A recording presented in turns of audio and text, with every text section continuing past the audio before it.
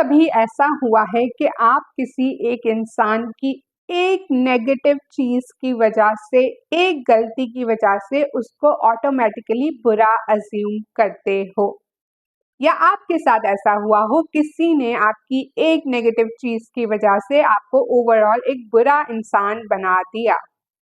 This is called horn effect. Hello effect का ये opposite है। हमने हेलो इफेक्ट पे वीडियो बनाई हुई है, वो लिंक होगी डिस्क्रिप्शन बॉक्स में। हॉर्न इफेक्ट, हॉर्न डेविल के हॉर्न जो सींग होते हैं ना, उससे लिया गया है। सो बुरा effect, when one negative trait causes us to assume other negative traits about a person, meaning एक नेगेटिव क्वालिटी की वजह से, एक नेगेटिव हरकत की वजह से हम ऑटोमेटिकली अज्यूम करते हैं कि वो एक बुरा इंसान है, उसमें और भी बुरी क्वालिटीज होंगी।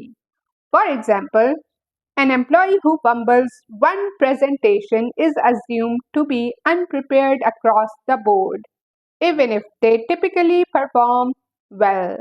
एक एम्प्लॉय अगर एक प्रेजेंटेशन में भी, उनकी ये पहली प्रेजेंटेशन थी, उसमें गलती कर दे तो ऑटोमेटिकली अज्यूम किया जाता है कि वो अनप्रिपेयर्ड है, उसने कोशिश नहीं की, सही से काम नहीं किया, जबकि वो दूसरे अपने काम बिल्कुल सही करता है, पर इस एक गलती की वजह से उसको एक बुरा एम्प्लॉय समझा जाता है।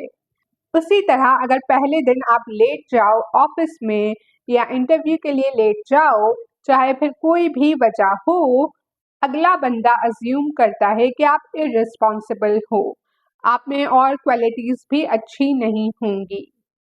This is horn effect. Next example है कि स्टूडेंट मेसी हैंडराइटिंग के साथ अगर होता है तो उसको ऑटोमेटिकली केयरलेस, बुरा स्टूडेंट मान लिया जाता है। ये पर्सनली मैंने बहुत फेस किया है, क्योंकि बचपन में मेरी राइटिंग थोड़ी सी क्वेश्चनेबल थी। It was neat, okay, as an adult I don't understand why were they so hard on me. वो नीट थी, वो ठीक थी, बट वो इतनी स्ट्रेट नहीं थी और वो कर्सिव नहीं थी।